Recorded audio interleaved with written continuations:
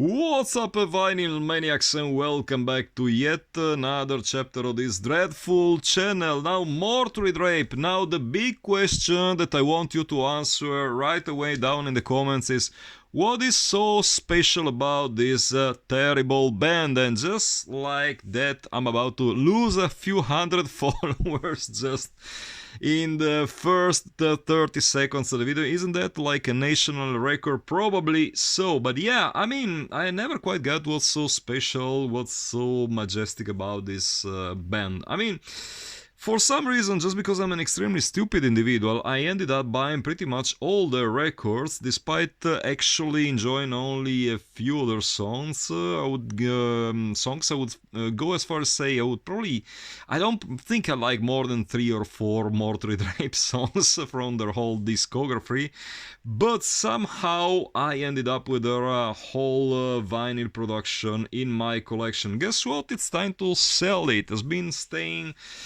collecting dust on the shelves for way too long, and guess what? The two of them recently found new owners. Now, a few words of introductions of how I actually got to know this band.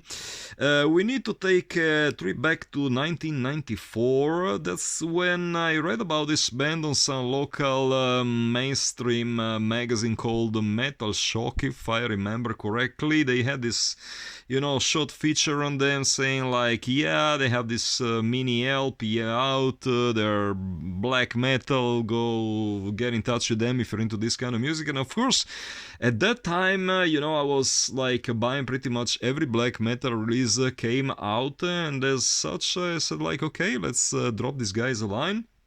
And I did. Next thing I knew, in a couple of weeks I got in the post their first mini LP, as well as a bunch. Oops, the camera is about to fall down. Let me just focus it again. A few weeks later I got in the post the mini LP you're about to see right now, Into the Drape, the first one they've ever did in 1992 on Decapitated Records, a well-known rip-off label from Greece, as well as their first 2 demo tapes and some live 1994 cassette, which I ended up selling a couple of years later. But somehow the mini LP stayed in my collection long enough, and guess what? I even got it signed. So I was stupid enough to actually, attend a gig by a band I didn't really like. Yep, you can see Wellness Perversion, who is apparently the drummer and singer. I am not really sure if he's now the singer of the band or is just sharing both the vocal duties and the drumming. I have no idea. Bottom line, I think like this record, I really don't know I still fail to understand what's so big about this band, what's so special about this band. I tend to like the song Vengeance from Beyond, but everything else sounds so average. Possibly not the worst band in the universe, I won't say that, but hardly anything that would get regular playing time on my turntables, so I decided to sell it. Copy in very, very good conditions. I sold it for a pretty penny, and it includes the original lyrics sheet. Vinyl itself almost mint, considering I haven't really played it all that much. In my opinion, when it comes to Italian black metal, there is another band which is hardly ever mentioned, or at least doesn't get as much coverage as it should, and that's Necromass, and I'm still a big fan of their first album, Mysteria Mystica Zotiriana, which came out on the same label and on the same year on Unisound Productions, which was actually Decapitated Records after their bankruptcy kicked in. But yeah, once again, I really don't get much of a kick out of this specific LP, so I'm glad some other dude around the world will find great enjoyment in this record. What does the sticker says? Mortuary Drape, evil necromantical black metal, the actual satanic black mass put onto music. Okay, I mean, cringe as hell. I mean, musically speaking, they draw draw some influence from the Italian band Death SS. I can definitely tell that, especially from the early demo days. But yeah, I mean, I wish I could say something more positive about Mortuary Drape, but I guess that's just not the case. So the second LP that I sold by this band is their apparently it's the band, it's the band's masterpiece according to many people. All the Witches Dance came out in 1994 on Unisound International, Unisound production from Greece, which, as I just mentioned, it's virtually the same guys from Decapitated Records, just under a different name. Now, when this album came out, there was a big fuss about the cover because it actually portrays a cadaver. Yep, that's a corpse. I guess the guys just broke into a tombstone or whatever, just digged up a corpse, which, once again, not exactly the smartest thing to do, but black metal, I mean, is it the smartest music genre around? No, not by any stretch of the imagination, so you know what to expect.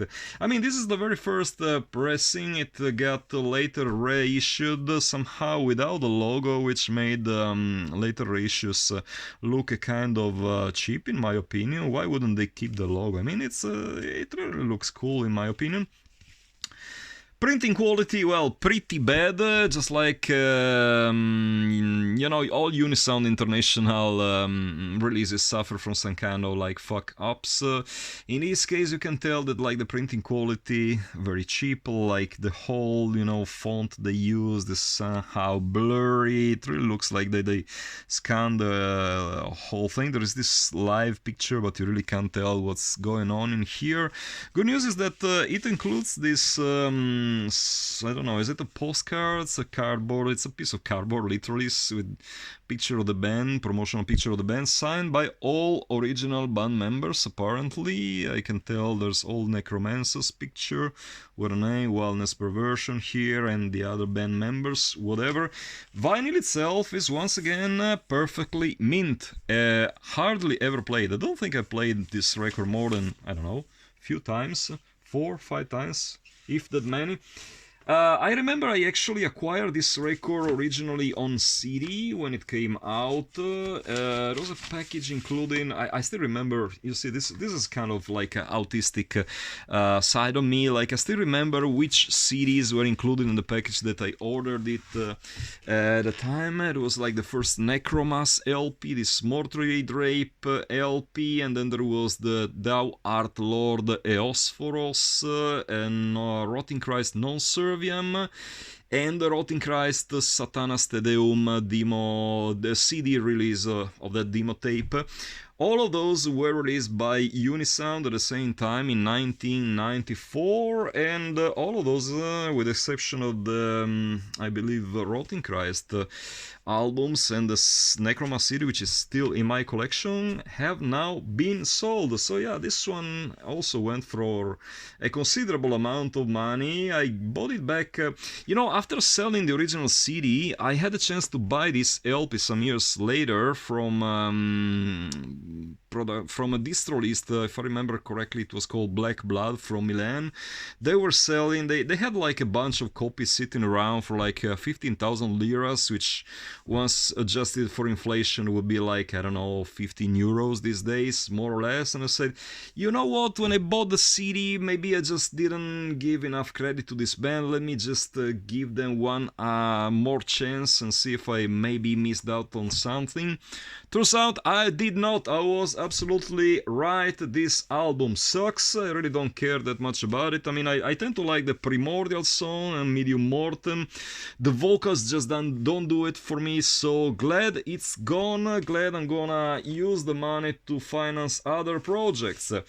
And last but certainly not least, this is probably one of the ultimate classics. This is by far, not probably, by far one of the ultimate classics in metal vinyl collecting. The original INRI by Sarcofago, and while we are at it, let me remind you, it's Sarcofago, that's the right pronunciation, not Sarcofago like many people tend to say. It's a Sarcofago, and this is the first edition on Cogumelo Productions, 1986, white label. There exists another pressing from about the same year, which is on black central label, lyrics sheet included.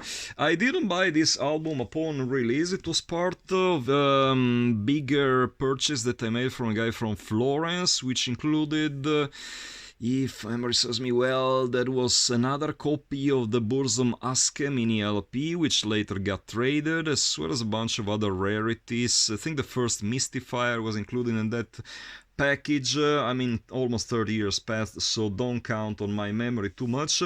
Bottom line, yep, this is definitely a classic. This was a constant presence on my turntable from 1995 all the way to for at least 2 decades. I played the living crap out of this LP. It's still in very, very good conditions given its age. I mean, the vinyl itself, the jacket unfortunately shows some signs of usage, but I mean, what do you expect literally from a record that is this old?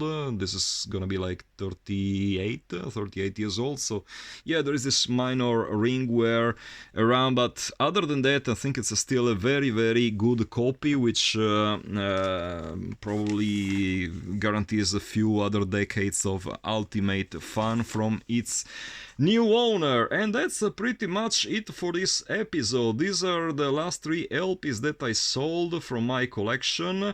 Let me just add you one more thing about Sarcofago. As much as I like the INRI LP, I tend to believe that their ultimate masterpiece was actually the album that followed, namely The Laws of the Scourge. I'm kind of interested into what your opinion about this band might be. What is the best album in your opinion? Because in my humble opinion, like, The Laws of the Scourge is way better than INRI. Musically speaking, the whole, just the technical development the band displayed on that album was so consistent, and I still play The Laws of the Scourge quite a lot, whereas INRI doesn't really get much playing time, and as such has just been sold. So guys, I hope that does it for this time. I hope you enjoyed the content. I hope you will by now understand that I'm a certified poser, because I don't like most of the bands that people tend to worship, but that's what it is. This channel is all about being perfectly honest to you, so in case you don't like it, in case you don't like my Antifa views, in case you don't like any of the content I'm sharing, feel free to move your ass somewhere else, and just like that, till the next time, keep it loud and heavy.